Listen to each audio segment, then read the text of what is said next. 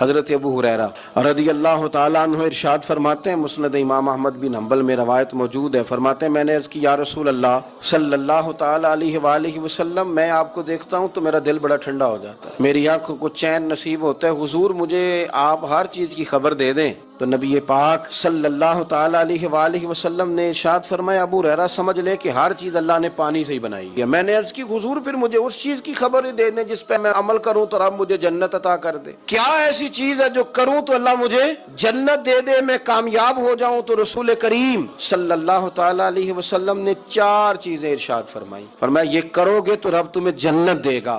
یا رسول اللہ کون سی؟ حضور نے فرمایا سب سے پہلے کھانا کھلایا کرو۔ پھر حضور فرمانے لگے سلام کو عام کرو، ایک دوسرے کے ساتھ السلام علیکم اس کو پھیلاؤ، اور تیسرا حضور نے فرمایا رشتہ داروں کے ساتھ اچھا سلوک کرو، اور چوتھا فرمایا رات کو اٹھ کے نماز پڑھا کرو۔ یہ 4 کام کر لو رب جنت عطا کر